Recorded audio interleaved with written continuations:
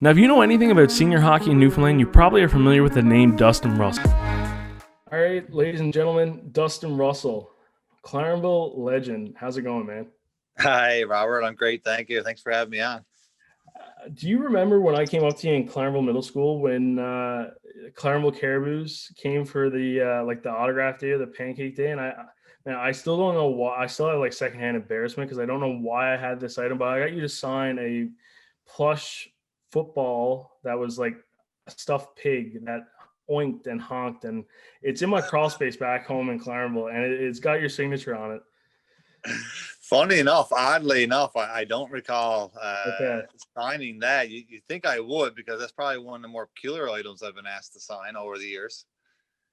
Man, listen, I maybe I shouldn't have even brought it up then because you had no idea about it. But I've always like, especially like when you do that and you're a kid and like you stay in the small town, so like the circles don't change too often, right? And you start trying to be a professional, and I'm like, man, I asked this guy to sign my stuffed plush honking pig a couple years ago.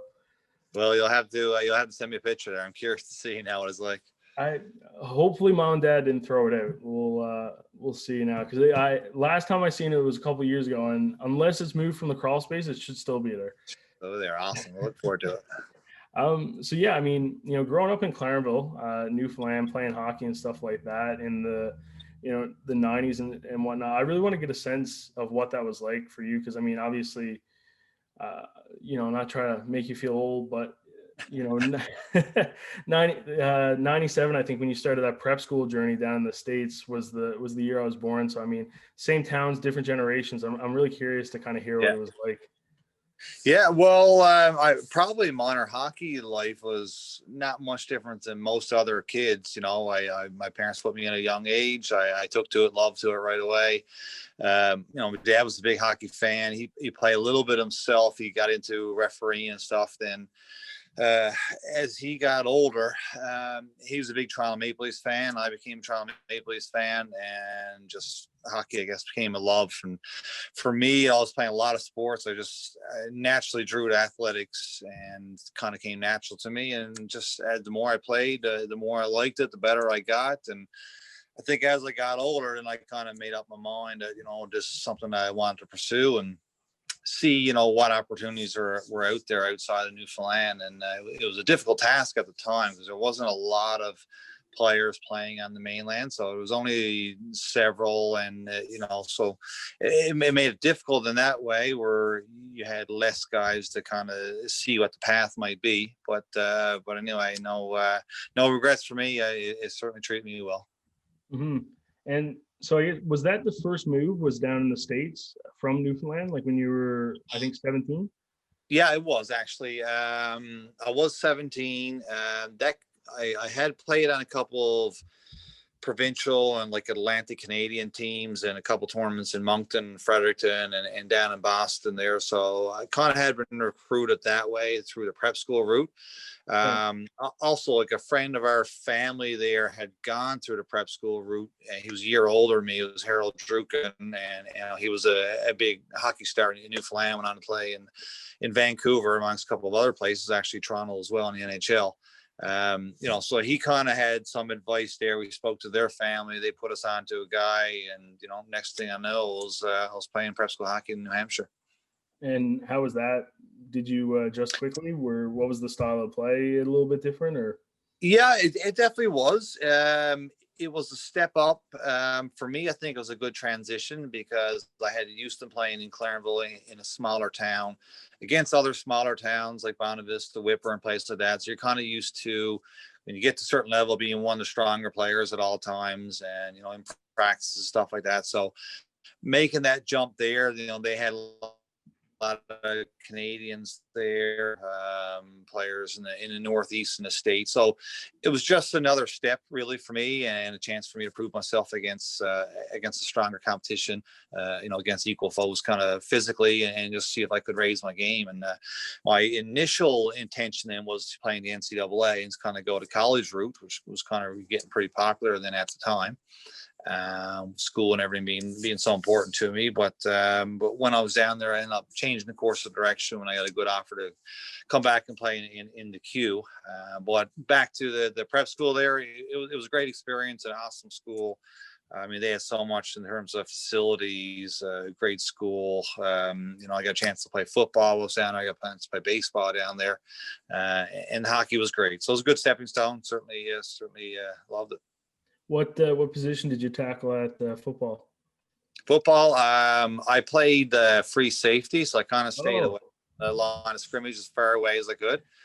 So least amount of the football contact, but it was fun. I was never a huge fan of the NFL football, but when I got there, it was just something so different. Like I played my whole life, I had every sport I could really get involved in back home, whether it be from tennis to softball, baseball, and every gym sport, basketball, volleyball, everything. But as you know, there's no American football here in Newfoundland. So when I got down there, it was just something I wanted to try. Practices, training camps were really difficult. It was good preparation for hockey, no doubt. But it was a great experience. How many picks did you have at free safety? You intercept the ball much? Or? I wouldn't be able to tell you. I think my first year I played probably a little bit of a combination of the junior varsity team and the varsity team. Then my next year, then I played strictly on the varsity teams.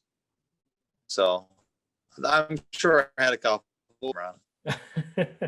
Yeah, well, I mean, I know you've always been known in Clarenville for, you know, being an incredible athlete, right? You always hear about the Russells and how, you know, multi-sport is it's almost like a second last name for you guys, right? Is that, do you attribute kind of like the longevity in terms of like playing for as long professionally as you have with, you know, just being a multi-sport athlete? I think it's helpful. You know, there's always this debate now around kids and parents are how much hockey be playing, should be playing summer hockey. You know, some kids got into playing 11, 12 months, but you know, I'm a strong believer in kind of fine tuning those other sports, other aspects of your development. And yeah, you know, perhaps right, you know, maybe it did help with the longevity. I mean, no doubt for me is reason why I've played so long. In large part, I did take a liking to, you know, fitness and training, stuff like that certainly helped. And obviously love for the game. You wouldn't be playing as long as I had if you didn't love the team, the game, the camaraderie, the guys, stuff like that. Mm-hmm. And I want to go back to, you know, you mentioned you switched career paths and striving for the NCAA and then, you know, going and playing in Gatineau and Hall there, the Olympique. What was kind of the driving force in that decision? Because that is a one that a lot of guys kind of debate with throughout their course, even to this day. Yeah, absolutely.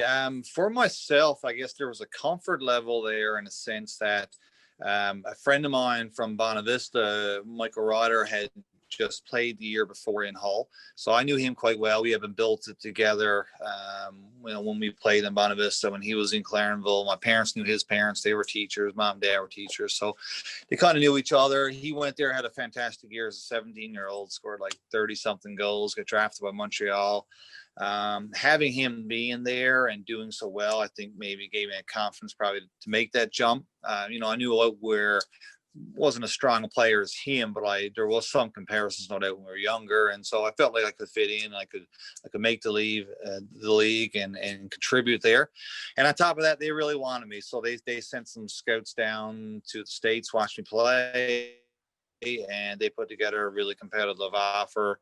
And basically the agreement was, you know, if I didn't sign an NHL contract, they were going to take care of my schooling and stuff like that anyway. So, so once that was on the table, then I think the risk factor, I guess, wasn't there. So I had the education part kind of in the background, and Hull was a great organization. You know, they had won the Mem Cup a couple of years before. They were pumping guys to pro hockey year after year, and is known to be a really strong organization. So it was just a good fit, and I wanted to make the jump and see what I could do.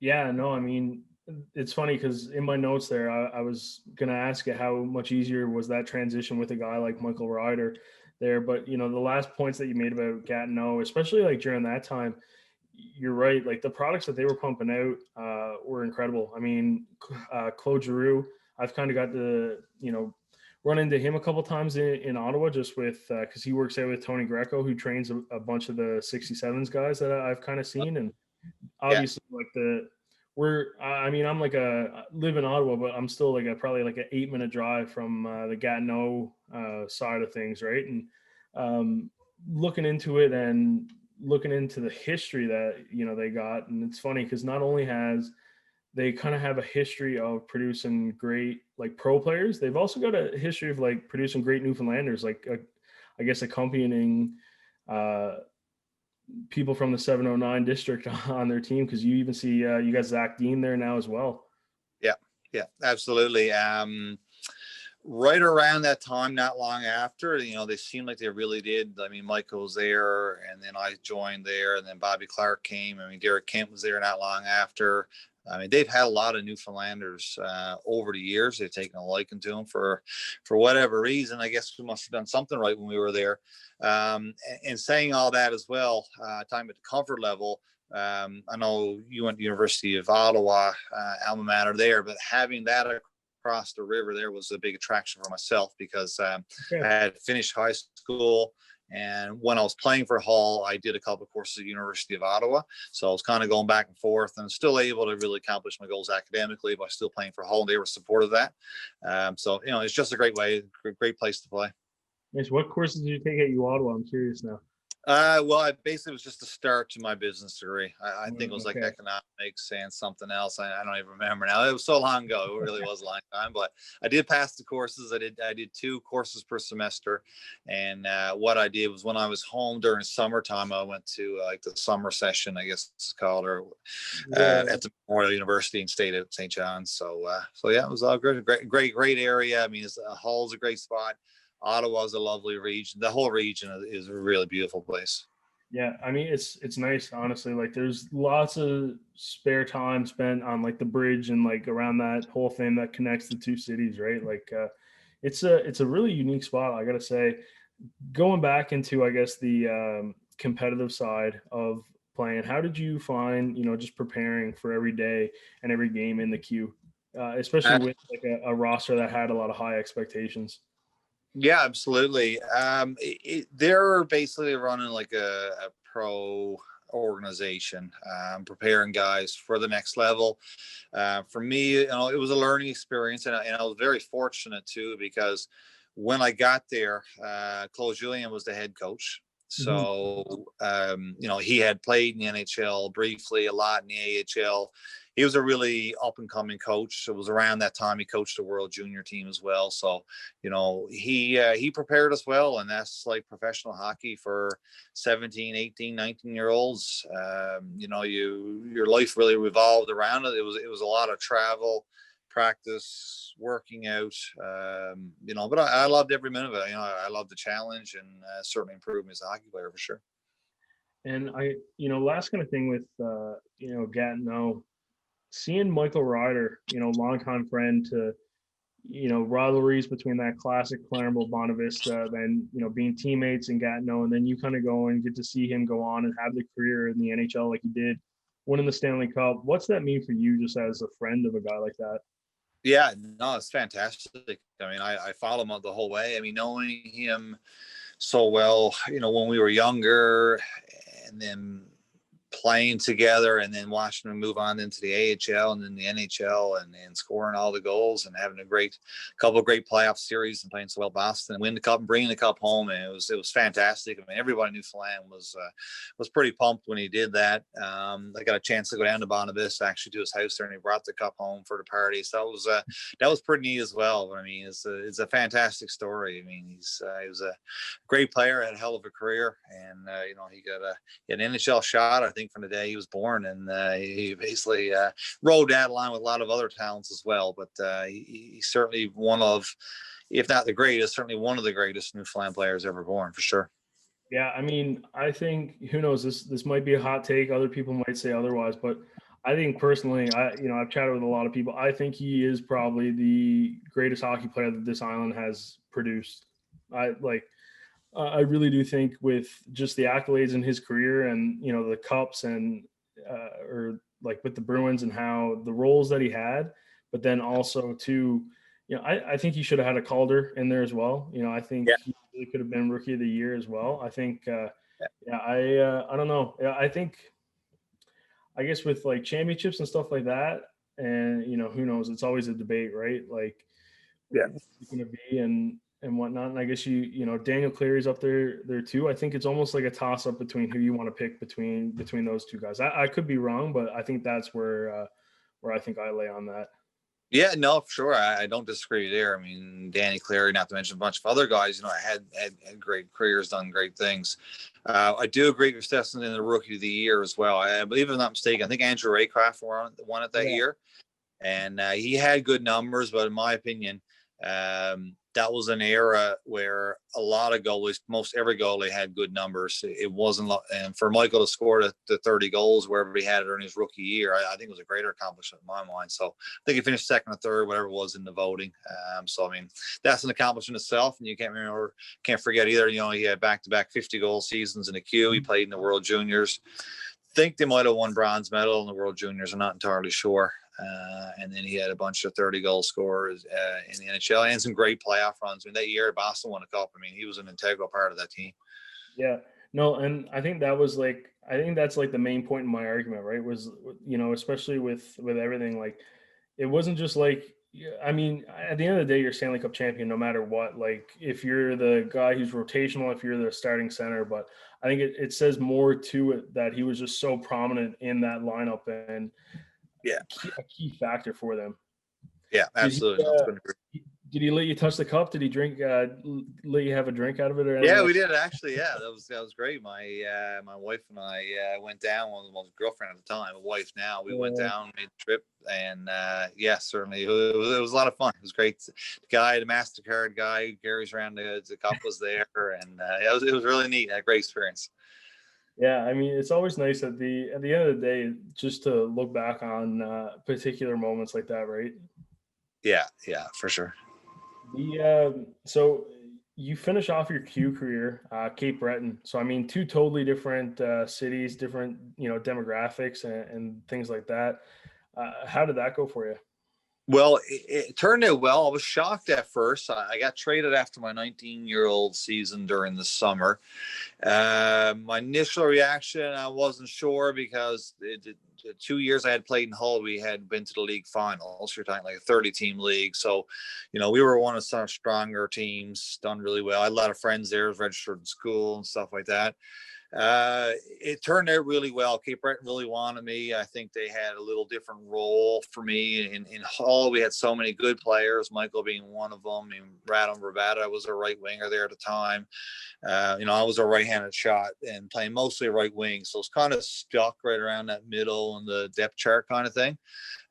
So Cape Breton really wanted me, gave me opportunity there in the top two lines, some power play time, stuff like that, and asked me to take on a leadership role, made me assistant captain. So, and it was close to home. A lot of Newfoundlanders in the Cape Breton, Halifax, Nova Scotia area, stuff like that. So it was really good. I had an excellent season there. We had a strong team as well. Marc-Andre Fleury was our goalie there, so it was great to meet him and see what he was all about at a young age. So it was an interesting chapter for sure, one I really enjoyed.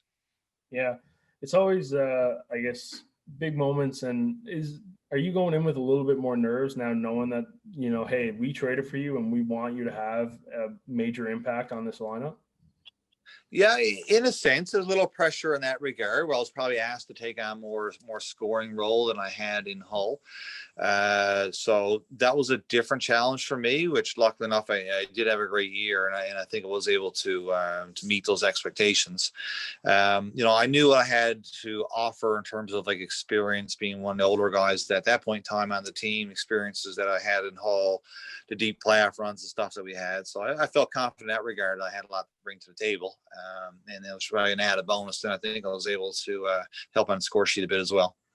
Mm-hmm. So I guess after that, you kind of start your recruitment journey. So, you've been to UARA a little bit. You're in that East Coast area with like Cape Breton. I guess MUN doesn't have a hockey team, but you did mention you took a couple courses at MUN, and you kind of preached a little bit how, education's always been on your radar. What went into the decision of it being like St. Francis being the spot for you?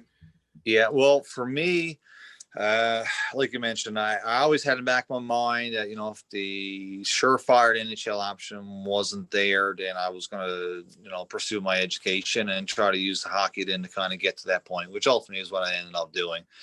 In terms of STFX, I had been recruited by all the schools: St. Mary's, Dalhousie, STFX, University of Ottawa, actually, and I can't remember even who else. I settled on STFX. Well, I like the proximity there in Nova Scotia, still being close to home. I like the small school atmosphere where hockey was really important there. They were in the process at the time of building a new arena. They had a really strong, and they still do. They are one of the probably national powerhouses, traditionally number like a top 10 school. Mm-hmm. They had been close before. They were in national finals. They were at nationals year after year. They had a really good coach there too. Danny Flynn was the coach. He had previously coached in World Juniors. He went after and coached in the NHL as assistant coach with, I think it was with the Kings maybe. So it was just a good fit. The strength of the team, they really recruited me really hard, wanted me to go there. And STFX is known as a strong school and a great experience as well. So for me, it was a difficult decision, and that, everybody had their own selling points and features. But at the end of the day, I was comfortable going to STFX, and that's where I landed. Well, I mean, looking back on it, I think it probably worked out pretty well for you. What? Yeah, absolutely. No, for sure. I mean, I highly recommend. I mean, all the schools are great, no doubt. And there's some good hockey programs, and University of Ottawa has come a long way. They weren't as strong at the time. But yeah, anybody who goes to STFX knows they're in for a good time and a great experience. Facilities, faculty, their athletics program there is second to none, really. Yeah. And yeah, I mean, Ottawa has definitely come a long way. And, funny enough, it's a testament to your former teammate, the captain that led you to that national championship, Coach Pat, who I've gotten the pleasure to know over the last couple of years. This is more out of my own curiosity after, working with him for a couple of seasons. What was he like in university? He was, as a player, he was a fantastic player and a good leader. He became captain. I don't think he was our captain my first year, but second and third years, I think he was. Just a really hard player, like a really hard worker, serious in practice, in games, in his preparation. He was a very talented player. We actually had played against each other prior to that in the Quebec League as well. When he was in Victoriaville, I think it was, and I was playing the Hull, we actually played in the playoffs against each other. And then we had I had treat and play with him again at STFX, and him being a captain. I certainly learned a lot from him, that's for sure. And definitely not surprised at all that he got into coaching and has been quite successful in it. Not surprised one bit. Yeah, no, that was kind of out of my own curiosity, because I kind of hopped on with him and his staff and his team, and how they operate is impeccable right through, whether you're a player or you're in a support staff role, right? Like the expectation is the same for everyone, right? That you're going to come in and you're going to do exactly what you're supposed to do and try and do it to the best of your ability, right? Yeah, no, for sure. He's he knows when to have a good time and joke around. He's also no nonsense, at the right times as well. I got a feeling, you're probably better to ask him. I feel like he probably learned a lot from Danny at STFX as well. Danny's a good coach, a good mentor, and Patty was there for 4 full years for sure, if not 5, definitely 4. So I have a good feeling there that Danny Flynn rubbed off on him and certainly passed on a lot of wisdom.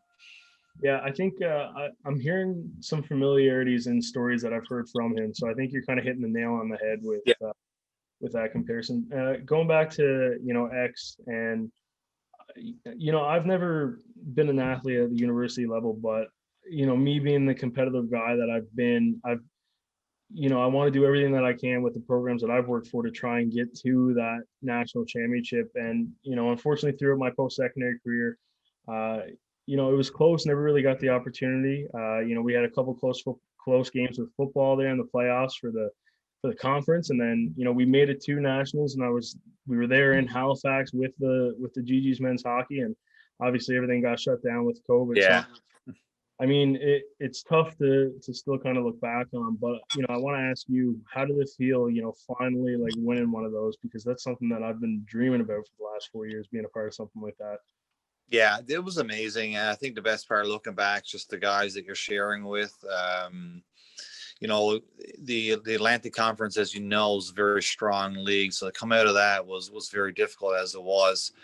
And then to get to the nationals and playing, we played at the Aiken Center there in Fredericton. So a lot of the STFX alumni and staff and students kind of made the trip. So it was a big deal. And you're playing on national television, doesn't hurt as well. So it was a lot of hype to it. It was a lot of fun. Definitely some of my greatest memories for sure, looking back, and still keeping in contact with those guys, and seeing how their lives have been, moving forward. Some guys pursued hockey, playing in the minor leagues, stuff like that, and other guys like Patty got into coaching, and a few other guys played overseas and stuff like that. So it's hard to keep tabs on everybody, but that was a really, really close bunch of individuals, and that's certainly we had a talented team, but there were a lot of talented teams, and I think that certainly helped us. Yeah. I mean, is it even a little bit more special that you were close twice? I think 2 silver medals. Yeah. Yeah. So I mean, um, Yeah. that's got to be an emotional roller coaster in its own right too, eh? Yeah, the year before we had lost to UQTR in the finals. Yeah. So I guess we had that taste, that extra motivation to get back there. And then having to beat University of Alberta Golden Bears wasn't easy, and they were probably the favored team, even though we had a very strong team, but and a great season. But they were, I don't know what their record was. It might have been like 25-0 or something during the season. They didn't lose very much, and they still don't. But it was a classic game, and to win it in double overtime. I mean, it's just you can't write it's like a movie script, I guess. Yeah. Do you still remember that game-winning goal? To this day, could you walk me through the play? Yeah, I can actually.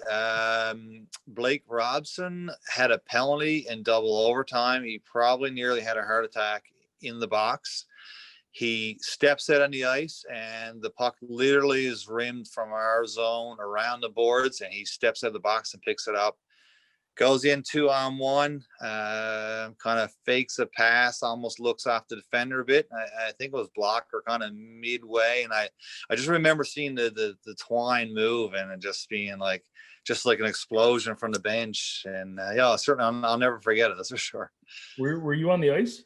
No, I was on the box. Yeah. In the box. Okay. Yeah. You know what's funny? Because I asked you that out of curiosity, because I've heard Pat describe that moment too. Yeah. It is crazy how like word for word that was. Like Pat told me Yeah. about the guy sitting in the box. Now he almost, sitting Yeah. there having a heart attack and whatnot. And Yeah. that is, it's hilarious how like identical you two just told that story. I guess it's a play, so it doesn't change too much, but even the little details. Yeah, no, for sure. And I mean, you can imagine how he was feeling. I mean, to be in, I don't recall what the penalty was for, good call, bad call, what it was. I don't know anything about it. I remember him having that penalty, and thinking back now, I was wondering, how he felt for that 2 minutes. I mean, it's probably like some of the longest 2 minutes of his life, in double overtime in national finals on national television. And what a break just to get out of the box and move into on one and score. And it was just such an emotional roller coaster. Be so nerve wracking and highs and lows. They were ahead of us in most of the game, from what I recall, and then we tied it up in the third. And it was just an emotional roller coaster, and there's certainly great memories to think back of very fondly. That's for sure. Yeah, and I mean it is funny too because honestly, a lot of times, double overtime, rough penalty. That's typically how teams end up on the losing end of those matchups, right? So the fact that you could kill it and the guy go in and get that goal, and now you guys all got great memories that we're sat here chatting about now this evening is pretty cool. Yeah, it is awesome. It is great. So pursuing hockey afterwards, obviously, everybody knows about the longevity that you've had in senior hockey and the reputation, just, being with the Caribous your whole career. And I mean, it's probably been, is it close to like 15 years now playing with the Caribous? 12? Yeah, it's probably not for her off that. I'm gonna say 12 or 13 years. Geez, I really had to think back to when we won our first herd, or when I first moved home. So basically, after STFX, I had a try with the Los Angeles Kings farm team. So I went to their AHL camp in Manchester. Was there for probably a couple weeks, maybe a month. I played an exhibition game. I think it was against the Washington Capitals farm team. And so anyway, that was the year of the lockouts. That must have been, I don't know, like 90. No, 90. It was probably 2006, maybe 2005, something like that. Yeah. So anyway, the lockout, a lot of the guys, it was really, really crowded in the AHL at that point in time. There's a lot of young guys that were in the NHL the year before, or would be moving up, or kind of stuck there at the AHL level. So they wanted me to go to their East Coast team. I think that was in Reading, maybe something like that. And instead of doing that, I decided to. A few of my friends I graduated with at STFX had signed an independent team in the CHL in Kansas, and they had a place down there. So I decided to go that route, go down there for a year. And I was kind of thinking at that time I was just going to play a year or two in the minor leagues and do some traveling and enjoy the hockey. I already had my degree finished at that point in time. So I figured before I kind of start the real life grind that I would do that, enjoy that. So that's basically what I did. That's how I ended up in Kansas for the year. And then the following, after that experience, and I was home in Newfoundland, ended up lucking into a job here at with Clarenville Ford, and in a great position there, and I've been there ever since. And really, when I got home, I kind of really got a sense of what the senior hockey was all about. And we didn't have a team in Clarenville, so I was recruited to play with several teams. But I ended up choosing the Corner Brook Royals and flying back and forth there, and really got a firsthand experience then of what how much it means to the fans and people in Newfoundland. Yeah, I mean, there's so much to unpack with, especially the senior. I guess before we get into that, so the time it was Kansas, right? Topeka. Yeah, Vika, yeah, Yeah. Okay. Yeah. The Tarantulas. What a name. yeah, really, yeah. I was trying to look into a little bit more into that. So it was a one and done team. They were there for one season, inaugural season, and then they were done after that. Yeah. Like, what in the world was that experience like?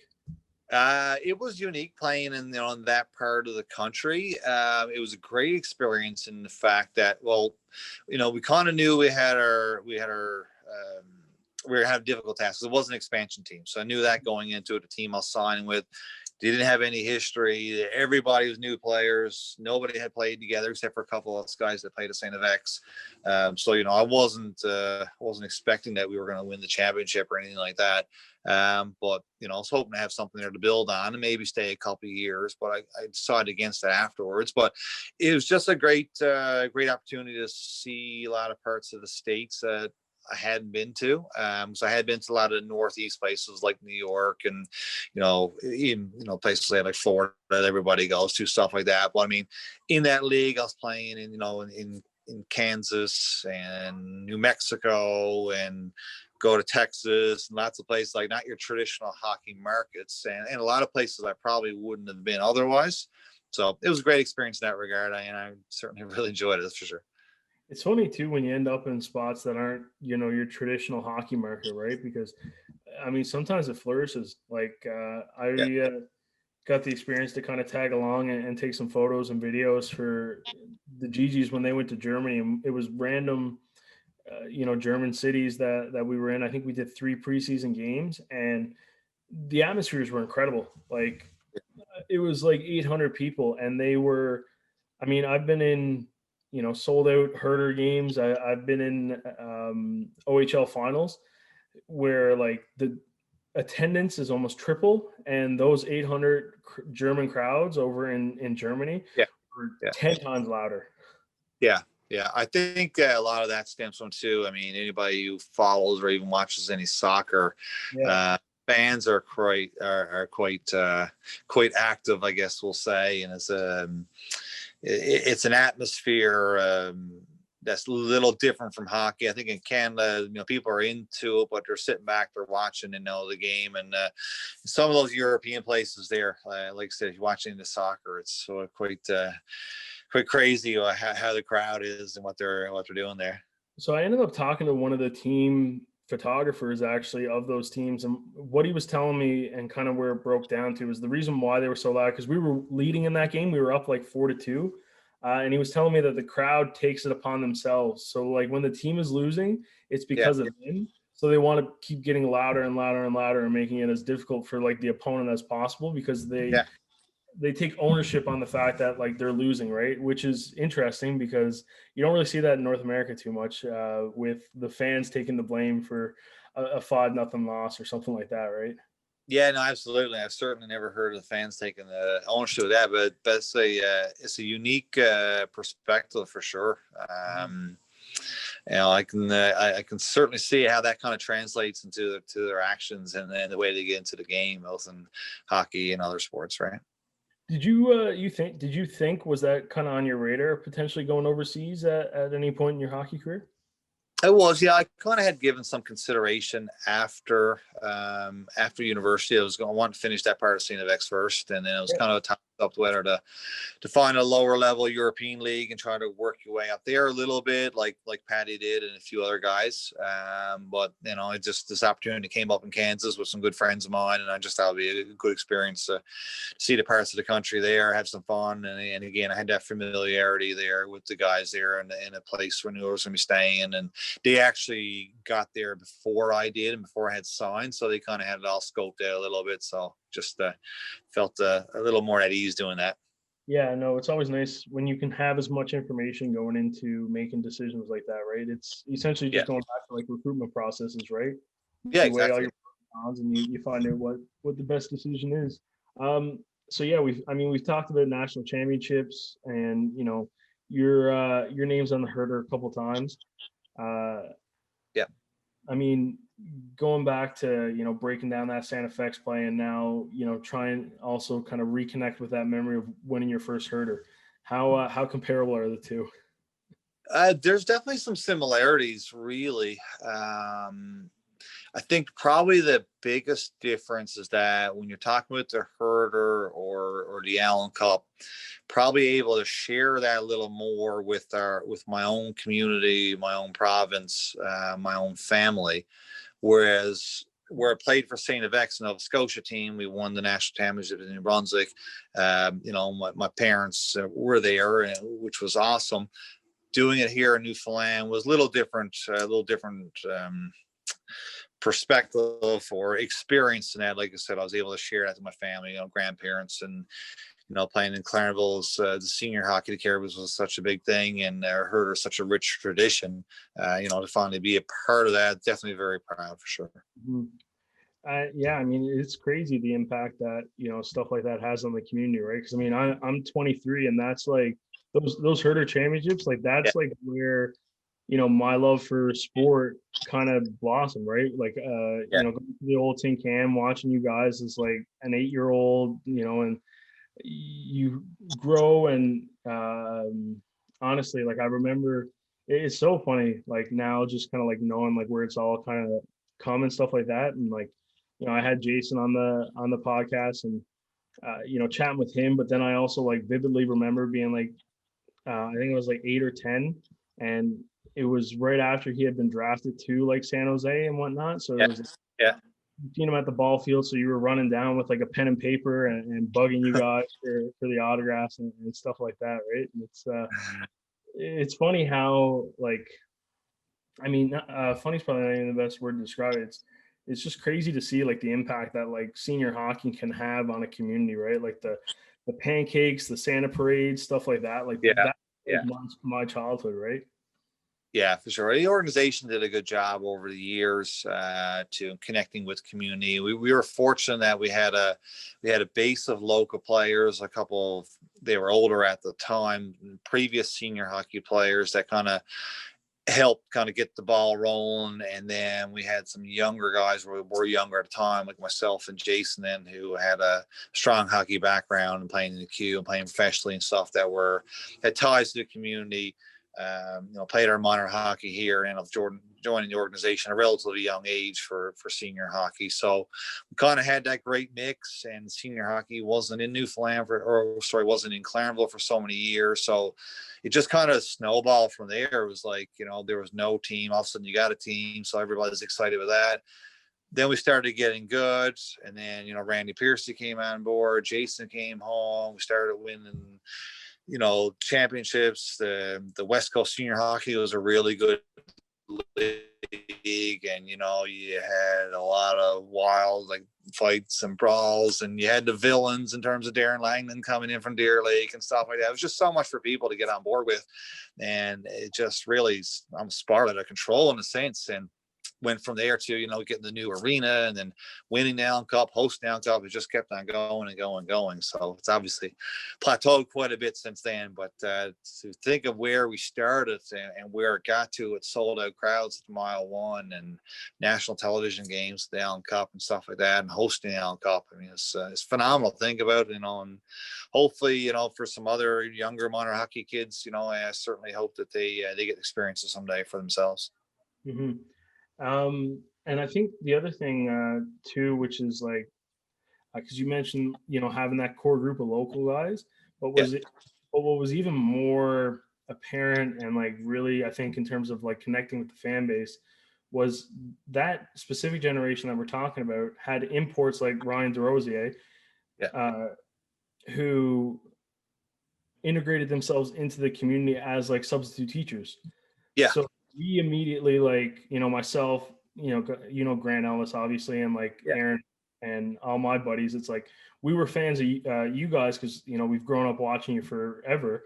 But then, we became fans of guys like Ryan because now all of a sudden that was our substitute teacher who came in for a couple days and stuff like that, right? Yeah, absolutely. And there was a lot of that. I mean, Jordan Smith was from Ontario. He ended up living here. Ryan DeRosier from Nova Scotia ended up living here. Right back in the early days, in the first year of senior Clarenville. I mean, Derek Kent and Brad Cran moved to Clarenville as well. Head jobs were living here. So, yeah, I mean, the guys from outside made themselves available to the fans, became part of the team, part of the community, part of the fabric. Those guys mentioned moving here, but beyond that, we had a bunch of guys too, younger guys, who I'm sure really well, that were from St. John's, from outside, never lived here, but were almost played here for so long, became part of the community. Guys like Andrew Hill and Jeremy Kavanagh and guys like that. I mean, fans really appreciated that, and that this was a second home to them, and they were second sons to a lot of the people around town. Well, I'm pretty sure Jeremy Kavanagh, he works at Steve Chater's company. I'm forgetting the name of it now. The engineering spot up by the packet office. Okay. Yeah, perhaps he worked there. I don't think he works there now. Maybe he did in the past. I'm not entirely sure. Okay, maybe I also could be getting my names mixed up too. You're thinking about Chad Fisher. Am I? Okay. Yeah. It's one thing actually. So you just you said a name that sparked a memory for me too, though, because Jordan Smith was another guy who was a substitute teacher. I think it was grade 8. Or grade 9, no, grade 8 or whatnot. We had the hockey modules for a part of our gym or whatnot. So we essentially, I'm trying to remember this correctly, but anyways, we were at the rink is essentially where this was for whether it was a hockey practice or something like that. And he was the one who was just kind of supervising it for us. Yeah. And so essentially what had happened moments before was I was running through the halls with one of my buddies, Kyle, and I ended up, I say accidentally to this day, but I pushed him through and he ended up going through the trophy showcase in the middle school down there. So I ended up getting suspended, and I felt terrible. I thought my life was ruined. I thought this is it. I pack my bags. I'm done. And I felt, absolutely terrible. And, I was a bad kid. Like that was it. 1 day suspension. It was actually the day before Easter break, so we had like 2 weeks off, and then everybody came back, and I was forced to sit at home and think about what I'd done. But anyways, right after that happened, we went to the stadium, Yeah. and it's crazy how like vividly I remember this, because like I said, I felt terrible. I really did think that, like, maybe, the fact of being like 14, 15 and like impressionable and whatnot, like I thought it was done for me. Like I thought, yeah, I'm not getting into university, none of this. I'm done. Uh, and Jordan found out like what happened, and he was just like, listen, Robert, like I'm gonna tell you something. You're gonna do a bunch of stupider things in your future, and this moment now, in 5 years, it's not going to matter. Nobody's going to remember it unless you guys talk about it and laugh about it, and have like good stories. Like that's the only one that's going to get brought up. Like this in 5 years, 10 years isn't going to matter. And honestly, that made me feel a lot better about the situation. And funny enough, like obviously it happened so early, like grade 8 or whatnot. Grade 12, Yeah. it's everybody's like funny memory in the yearbook, like most memorable moment or stuff like that was all that situation and whatnot. But yeah, no. So you said his name, and honestly, I've kind of forgotten about that particularly. I still remember the story, but you saying his name clicked with that conversation that I had with him. It was funny because we got access to your locker room, so it was always like a big treat when we got to go into the big guys room and whatnot. Yeah. He said it to me in there, and honestly, like it was a lot of comfort in that. Yeah. Well, certainly a great piece of advice there from Jordan, that's for sure. So I guess it's just a funny and great memory for you now, and obviously you learn from your mistakes and move on. So obviously you have. I mean, Jordan's a great example too of a guy that came down. He was from Northern Ontario, was flying back and forth, and fell in love with it here, and moved to Clarenville and spent several great years playing with the organization and being a great part of the community, and having a positive impact on a lot of students like yourself. Yeah, well, I mean, I can definitely put a testament to that, but I mean, it's kind of enough about me, because I want to get back into you and the career that you had. And you were talking about those heavy days, those hefty days of the senior hockey league when it was a brawl.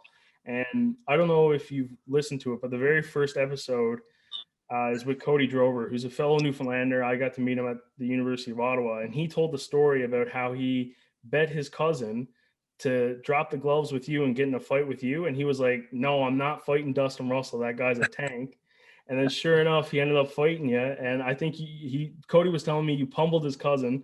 I think you put him on the IR for a week, and Cody just felt absolutely terrible because he like bugged his cousin, being like, Something about that story rings a bell. I don't know if you must have mentioned it, or I heard it on that podcast, or somebody else heard it. And so I don't know all the details, and my memory is a little bit vague. But I do remember something about it, and I don't remember his cousin's name. I don't know if you recall. I honestly I can't now. I should have looked back onto it now, but no, I can't remember. But anyways, when he told me that, like he was just like, he's like, yeah, Robert. I was like, I was watching the game, and like, or I think he was saying he wasn't even paying attention to it, and somebody was just like, your cousin just dropped the miss with Dustin Russell, and he's hurt and he's out, and he was just like, I felt terrible. I felt like the biggest villain in the world. Yeah, there certainly was a lot of that. My first few years of senior hockey was there were some tough customers there, and with the imports and stuff, and teams are bringing them in, and fans liked it, man. They loved it, and it was a bigger part of hockey, senior hockey, then than what it is now, and just in hockey in general, really. I mean, if you think back to in the 2000s and the 90s, or really through the history of hockey, it gradually got phased out, but at that point in time, it really hadn't got to that point yet, so it still kind of had a place. It certainly brought a lot of excitement. Still, like you yourself mentioned it, and you hear a lot of stories from people who were at that game back in the old tin can and stuff like that. And it's funny, it was only today that I drove by there, and I literally, I don't know if it was before or after you had mentioned about doing this podcast. It's almost like you could still hear the voices and the roar of the crowd from that building. It got so loud and it was so jam-packed there towards the end of it. It was just fantastic memories. And really, if you weren't there, you didn't experience it, you didn't see it, you almost wouldn't believe it, what it was like playing in that building there the last couple of playoff series, stuff like that. Like, man, police escorts, like the fights, Yeah. the excitement of the games, the crowds, like I almost wish it was better documented. Like I wish there was almost like an ESPN 30 for 30, because it was crazy. And like the leeway that I wanted to do with, bringing up the Cody story and his cousin fighting and stuff like that was like, how in the world did you survive the brawls and the gong shows of that era in senior hockey? Because it was crazy.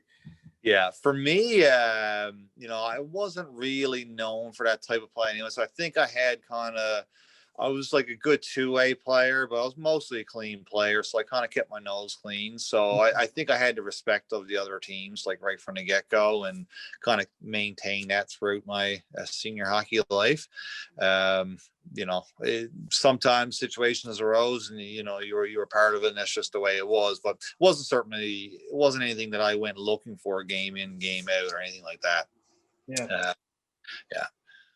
Well, makes sense. And I guess now too, like senior hockey, you kind of see a lot of, for the slang term, like luggage and suitcases, guys hopping from team out and, ended up playing in, they're on Grand Falls one week and then they're on the Seabees the next week. And the next season they're in Clarenville, and it's all kind of dependent on where you end up. For the most part, you've been, aside from that stint in Corner Brook, correct me if I'm wrong, you've stayed in Clarenville the whole career, which is, pretty rare sometimes to see. Yeah. Only in my first season, like, we never had a team in Clarenville, so I flew back and forth to Corner Brook, play with them. It's kind of during that year while I was in Corner Brook, they started getting rumblings about getting senior hockey back. And after the season concluded in Corner Brook, they approached me, asked, they really wanted me to kind of be a pillar, a part of it to get it going. So I was happy to do so. There's nothing better than playing, in front of your family, your friends, and playing for your community. And then later on, we were able to represent our province nationally. So, it's certainly a great deal of pride for me. Every time I went to the rink, I certainly went and laid on the line and, give everybody a reason to go to the games and enjoy. And it was just such a great family experience, a community event, like some of my greatest memories. You think about those Herder games in St. John's at the Mall 1. The crowds of people from Clarenville. I remember coming back one night after a game, one of the few nights I didn't stay out there. It was just a line of traffic for miles and miles. You could just see the lights. You couldn't even see the end of it. Thinking about situations like that. And speaking of the old tin can, one of the things that players often mention is that where there was no assigned seating and no individual seats, when it got more and more popular and got to the playoffs and certain teams were in town and Deer Lake and Langdon, all this sorts of stuff, and the rivalries really grew, like the fans had to come earlier and earlier and earlier to get a seat and get a place. So like when you show up to the rink, like an hour and a half, sometimes 2 hours before the game, the place would already be half full. By the time you came in for the warm up, it was like standing room only. So it was just such a great and unique atmosphere all at the same time. Standing room only, but depending on your age, it was the shoulders of your father only. Yeah, really. Yeah, exactly. Right. And just the nature of the building too, how loud it was. And, they call it a tin can for a reason. The last row of fans would be literally just be like banging on that sheet of whatever it was, metal or something there that was holding the place together. Like it was just something right of a movie, some slap shot, really. Yeah. So, for you, honestly, no offense to any other person who I guess has kind of worn the sea for the Clarenville Caribous or whatnot, but, you were going to be a guy who I just always attest to, Dustin Russell, that's the captain of the Clarenville Caribous. What's it mean to you to have that? Because I know I'm not the only person who feels that way, right? So, what's it like to have that kind of reputation? Well, I do. I get that a lot, and I certainly appreciate it. I'm very proud to have worn the jersey, have worn the C for so long, and it was very important to me. It's hard to put into words, but I certainly took it very seriously. Really tried my best to be a good leader and to be a good role model for the minor hockey players and fans in Clarenville, for the kids. And I always felt like the responsibilities went far beyond what you did on the ice. And I certainly feel like I more than contributed my share on the ice, but probably what I done off the ice a lot of times, and probably exceeded that. I spent a lot of times in schools and visiting kids and birthday parties, and you name it. I mean, I had a lot of crazy requests, somebody you wouldn't even believe. But through it all, I certainly enjoyed it. It was a great experience. And like I mentioned earlier, I really do honestly hope that it has that revival again. And no doubt, I think in time it probably will. And, I hope there's another kid that's out there now in novice or pre-novice or whatever the name changes are now that gets experience it and kind of take over that mantle sometime. Mm-hmm. How would you rank, the top five strangest Dustin Russell celebrity appearance request? Geez, you're really testing my memory now. One that jumps out at me, I won't name names, but I've been on the face or body or both on a birthday cake for like birthday parties, stuff like that. So that was kind of unique seeing that, I guess.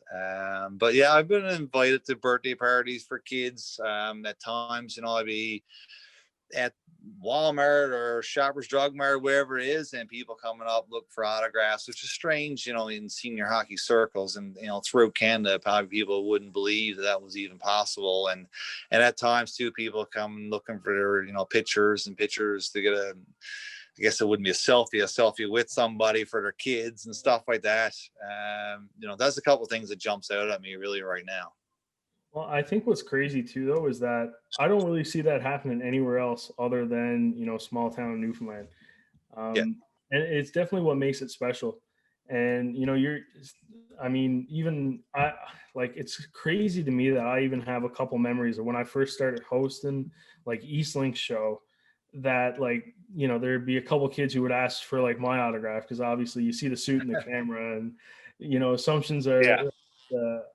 I'm a somebody, so I'm just like, it's funny because I've always just been like, no, and then I was like, you don't want my autograph, just wait for the guys, and they're like, no, and like they insist, and it really does make you feel special, right? And it's unique because you don't really get that anywhere else. Yeah, no, definitely not. It's certainly not at the senior hockey level. Like once you finish your major, junior, and your pro or whatever it is you're playing, you kind of feel like those days are behind you. Mm-hmm. But the senior hockey Newfoundland in the community. I mean, our team for a while was, it was, people felt like it was an NHL team, treated like it was an NHL team, and those guys coming in were stars to those kids. I mean, you were there and felt it yourself, and no doubt, I'm sure I probably felt the same way when I was a kid watching senior hockey as well. So it's certainly a unique experience for sure. I want to chat more now about the Allan Cup because that is probably one of the pinnacles with Clarenville winning that in 2011. You're back on national TV again. How's that whole tournament feeling for you? Well, it was just such a progression. I mean, we went there several years before that, really just to kind of test the waters. Didn't know what to expect. Pretty much got blown out every game. I think Fort St. John or whoever played the very first game, I'm sure they scored on Church like the first shot of the tournament. I think we lost like 7 or 8-1. We never won either game at all. So we came back and we learned a lot from it. What we needed to improve on, what we needed to add to go. The year we did win in 2011, we were underdogs because we only been there one other time before and never won a game. We had a couple of guys there from the Seabees that were playing with us. No one really knew a lot about us. Thinking back now to TSN coverage, one clip that really comes to mind, the preview, the little monologue or whatever you call it, they call it David versus Goliath, because we were playing the Bentley Generals. Bentley Generals, anybody follows senior hockey for a long period of time, either won or were in the national finals. I'm going to say probably 8 or 10 years in a row. It rarely ever happened. They were absolutely stacked. Yeah. We had a good team, no doubt, but we all played above our heads. It was an unbelievable week. Church stood on his head. Like, it's probably like one of the best weeks of goaltending I've probably ever seen, and we certainly needed every save against them. I think we beat them 5-3. Last goal was an empty netter, so that was amazing. And knowing back home that everybody had like live streams. They had like parties here, parties there, and all they had on big screen up at Don Cherry's. I think they had a playing at the event center as well. The support that we had was phenomenal. And the playing TSN and had Clarenville, name all over TSN was awesome. Mm-hmm. I mean, it's crazy too, the indirect impact, because I mean, you guys win that. I mean, it's a testament for us hosting years later. Yeah. And for me, I was able to get involved with, I think, Point Street, having a say in picking like the players of the games and the MVPs of the tournaments, but then like updating like online box scores, which was like a totally new experience for myself. But then because of that and being in the press box, I was fortunate enough to meet Steve Coolius and Jamie McLennan. Yeah. And Jamie actually, I was at a Sens game. It was funny enough. I just sent him a tweet basically. Because I could see him in between the press boxes, like years later being in Ottawa, and this was in Ottawa, and I took a photo and I just tweeted it out, and I was just like, "Hey Jamie," like made a joke basically, "Nice to see you again," kind of thing, right? Yeah. And he just like said, "Hey," like responded and was like, "Yeah, nice to chat with you. Hope you enjoyed the game." And I was like, "Yeah, like here's what I'm up to." He connected me with Ian Mendez, who people who are Ottawa sports and definitely are really familiar with him. But for those who don't, he hosts the TSN 1200 radio show, and Ian's incredible. He's a guy who really gives back to a lot of the youth and like the guys, students basically trying to learn and become in a position like him as well, right? And he sat down and met me for coffee and gave me some great insight. Actually had me sit in on the studio as they taped one of their TSN 1200 shows, and it was funny because I was just supposed to sit in the corner and just kind of watch and consume, but they were arguing and they couldn't figure out what a Terry's chocolate orange was called. So I just kind of like I gave him it was him and Lee Versage just arguing between each other trying to figure it out, and I just like mouthed it to Lee or Ian, and they go, "Oh yeah, Terry's chocolate orange." He called me their intern, but I was literally just there as a guest. But he was as our intern, Robert Greeley, and I saved the clip because it's hilarious, and it's even in my intro for like the YouTube channel that I got, and it was Ian goes.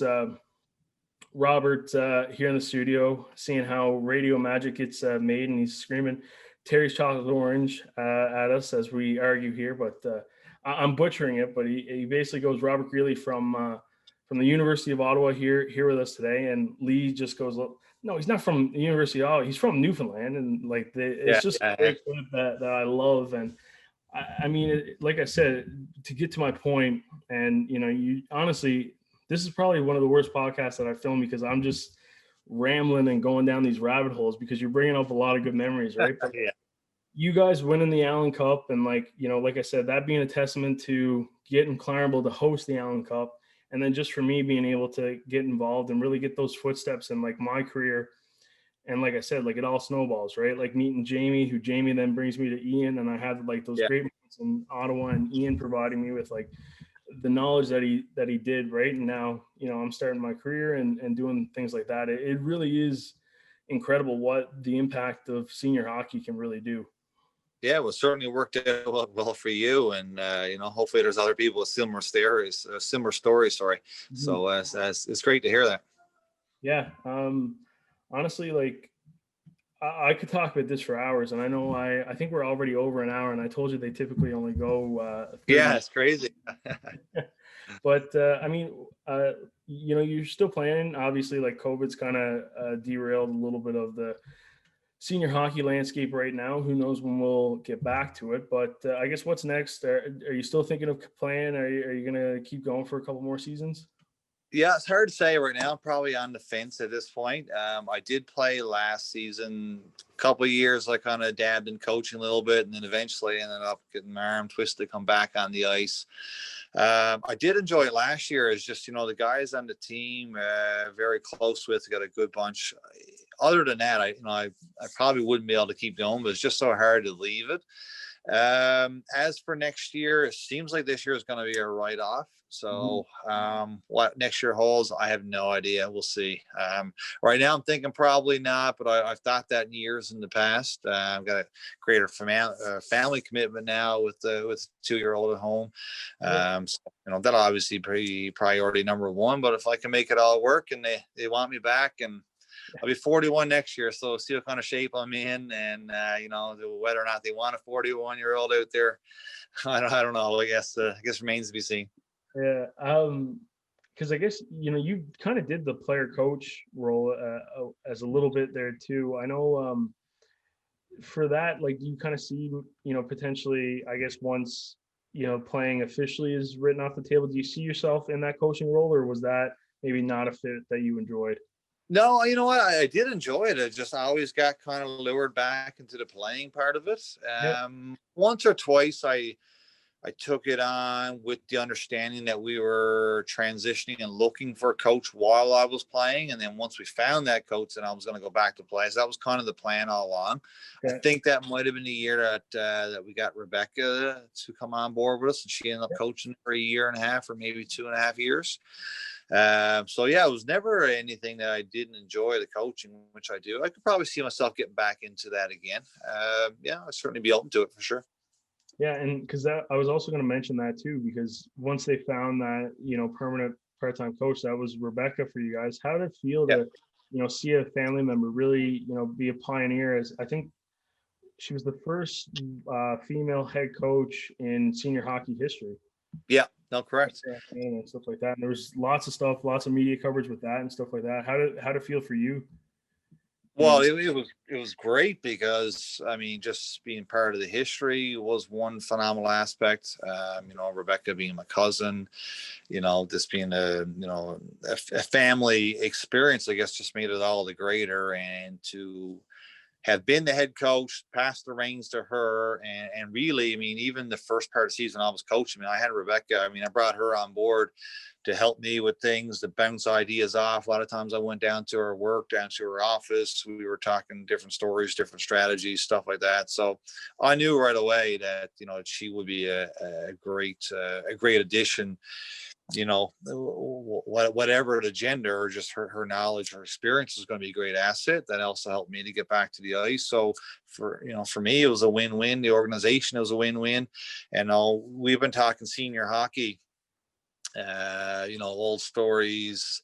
We haven't even touched on this aspect of it. I mean, this could be another podcast all in its own. The history made there, having a female coach, not only coach, but to win the Herder. That's just another phenomenal chapter in the Clarenville Caribous senior hockey story. Yeah, honestly, and I think too, like, Rebecca's another one of those individuals who, in terms of like just an educational aspect to learn from, for myself, even just interviewing her when I was with like the packet, writing those like beat stories, like recaps and stuff like that.